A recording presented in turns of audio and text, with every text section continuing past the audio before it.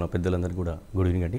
So ముందుగా సురేష్ రెడ్డి గారు, అసలు రామ్ గోపాల్ వర్మ గారు అంటే గుర్తొచ్చేది రామ్ గోపాల్ వర్మ గారు వర్సెస్ తెలంగాణ జనసేన పార్టీ నాయకులు కార్యకర్తలు. ఎందుకంటే మీకు వారికి మధ్య అనేక సంవత్సరాల పాటు వైరం జరిగింది. వారు ప్రెస్ క్లబ్లో కూర్చొని మీ నాయకుడిని తిట్టడం, మీరందరూ ప్రెస్ క్లబ్ని చుట్టుముట్టేయటం, కొద్దిసేపటికి మళ్ళీ పోలీసులు రావటం, ఆయన ఏమో ప్రెస్ మీట్ పెట్టేసి నా మనుషులు కూడా ఉన్నారు, నేను ఒక ఫోన్ కొడితే మొత్తం వచ్చేస్తారని చెప్పేసి మాట్లాడటం, ఇదంతా చాలా డిస్టర్బెన్స్ గతంలో కూడా చాలా జరిగింది. మీ సన్నిహితులు కూడా చాలామంది ఆయన ఇంటి మీద కూడా దాడి చేయటం జరిగింది. బట్ ఆ తర్వాత కొంత సద్దు మనిగింది.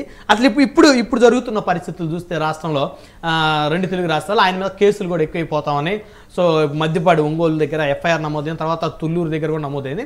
సో ఉదయం నుంచి కూడా పోలీసులు ఆయన కోసం వెతుకుతూ ఉన్నారు, విచారణకు రమ్మంటే ఆయన రావటం లేదు. సో ఇప్పుడు పరిస్థితి ఏమవబోతా ఉంది? ఆయనకి ఎవరన్నా మద్దతు రాబోతా ఉన్నారా? ఆయన్ని పోలీసులు తీసుకువెళ్ళడం, అరెస్ట్ చేయడం కరెక్ట్ అంటారా కాదంటారా? చూడండి, ఆయనకు మద్దతు ఎవరివ్వరండి. ఎందుకంటే ఒక డైరెక్టర్ హోదాలో ఉండి ఇంతకుముందు సోదరుడు చెప్పినట్టు కులాల మధ్యలో చిచ్చు పెట్టడము, అంటే హీరోలను విలన్గా చూపించి విలన్ని హీరోగా చూపించింది. ఆయన సినిమాలన్నీ మీరు చూడండి, వాళ్ళ చంద్రబాబు నాయుడుకు ఒక చరిత్ర ఉంది, ఇలా పవన్ కళ్యాణ్ గారు దేశమంతా ఇలాంటి నాయకుడు కావాలని కోరుకుంటున్నారు. లోకేష్ ఆయన చిన్న వయసు అయినా కూడా ఆయన ఒక మినిస్టర్గా ఉండి కూడా ఎంతో అంటే ప్రభుత్వాన్ని నడుపుతా ఉన్నారు. అలాంటి వ్యక్తులను విలన్గా చూపించి విలన్లను హీరో చూపించాడు. అంటే ఈయన మెంటల్ హాస్పిటల్ ఉండాలి. అసలు గత ప్రభుత్వాలే ఈయన అరెస్ట్ చేయాలి, 3rd డిగ్రీ చేయాలి. కానీ గత ప్రభుత్వాలు వత్తాసు పలికి వాళ్ళ గొడుగు కింద ఉన్నాడు. మీరే అన్నారు ఇప్పుడు 3 times ఆయన జగన్మోహన్ రెడ్డిని కలిశాడని. నిజంగా చెప్తున్నా, ఏదైతే జనసేనను ఇంతకుముందు బోరుగడ్డ అనిల్ కావచ్చు, శ్రీరెడ్డి కావచ్చు, మెంటల్ కృష్ణ కావచ్చు, చాలామంది కూడా వాళ్ళు చేసిన తప్పులు వాళ్ళ అంతరాత్మతోని సారీ చెప్పారు. కానీ రామ్ గోపాల్ వర్మ వర్చువల్గా సమాధానం చెప్తున్నాడు. వర్చువల్గా సమాధానం ఒక లాయర్ని పెట్టుకొని వర్చువల్గా సమాధానం చెప్తున్నాడు. ఆయన ఎన్ని రోజులు తప్పించుకున్నాడండి. ఖచ్చితంగా ఒంగోలు పోలీసులు, ఏపీ పోలీసులు ఖచ్చితంగా అరెస్ట్ చేస్తారు. ఇంకోటి, ఈయన అరెస్ట్ చేయడం వల్ల లాభం ఏంటి చెప్తా.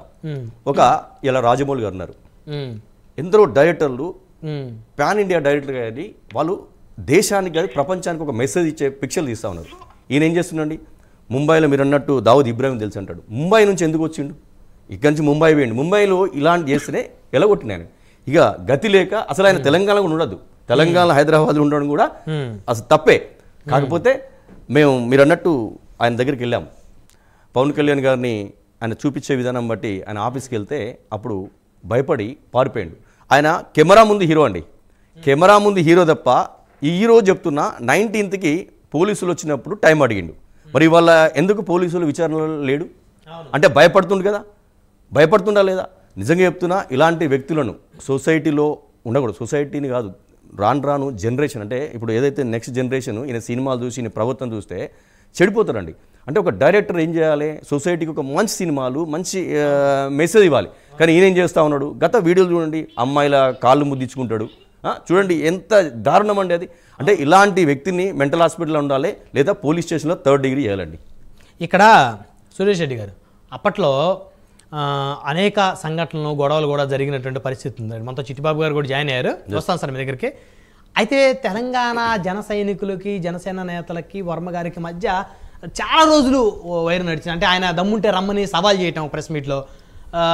మీ సన్నిహితులు కూడా కొంతమంది వెళ్ళారు ఆయన ఇంటి ముందుకు వెళ్ళి ఆయన తిట్టి మరి నువ్వు రమ్మన్నావు కదా మేము వచ్చామంటావు, ఎందుకు ఇంత దాకా ఎందుకో పెద్ద మనిషిగా ఉన్నాడు, ఒక సినిమా సంబంధించినటువంటి ఒక డైరెక్టర్, ఒక పెద్ద డైరెక్టర్గా పేరు తెచ్చుకున్నాడు, ఎందుకు మీతో జనసేన అంటే ఎందుకు ఆయనకు పడదు?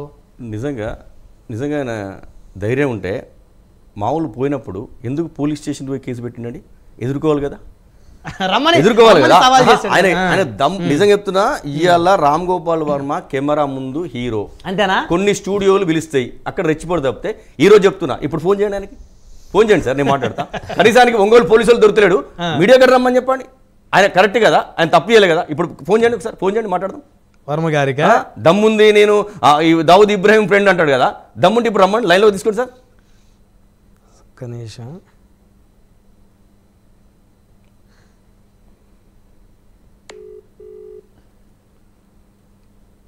ప్రైమ్ 9 ప్రేక్షకులు, ప్రైమ్ 9 టీవీ ద్వారా మెసేజ్ వినిపిద్దాం ప్రజలకి. అసలు ఆయన ఫోన్ లిఫ్ట్ చేయాలి కదా సార్. దమ్మునోడు చేస్తాడు సార్, దమ్మునోడు చేయడు, భయపడుతున్నాడు. వాట్సాప్ కాల్ రింగ్ అవ్వట్లేదు, చేయండి మీరు, చేయండి, లిఫ్ట్ చేస్తాడు, చేయండి, మాట్లాడదాం.